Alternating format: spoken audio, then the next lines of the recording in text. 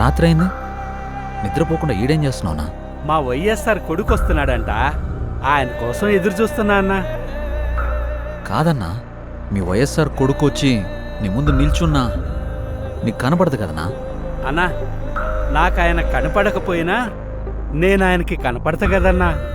నాలాంటోళ్ళు ఆయన వెనకాలన్నామని తెలియడానికే నేను ఇక్కడ ఉన్నానన్నా.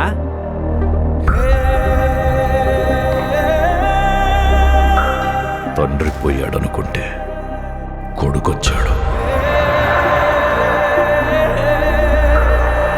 Congress party can create another 100 YSRs. Tell him, if he doesn't fall in line, the consequences will be very harsh.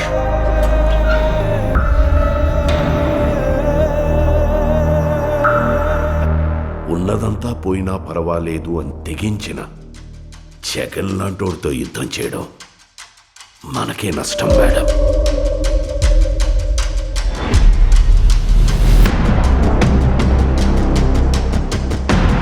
చరిత్రలో కని విని ఎరుగని రీతిలో అవినీతి చేశాడని అభియోగాలు మోపండి.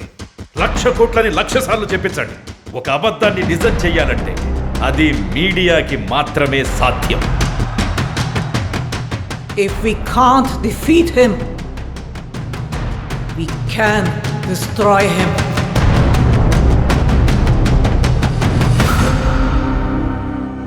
చరిత్ర నన్ను గుర్తుపెట్టుకుంటుందో లేదో నాకు అనవసరం అన్నా, కానీ ఒకవేళ గుర్తుపెట్టుకుంటే తండ్రి కోసం ఇచ్చిన మాట తప్పని కొడుకుగా మీరన్నా ఆ చరిత్ర గుర్తుపెట్టుకుంటే చాలన్నా.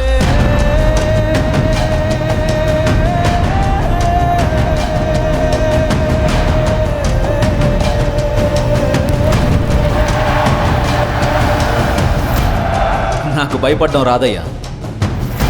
నేనేంటో, నా రాజకీయం ఏంటో మీకింకా అర్థం కాకపోవచ్చు, కానీ ఒక్కటి గుర్తుపెట్టుకోండి, నేను వైఎస్ రాజశేఖర్ రెడ్డి కొడుకుని.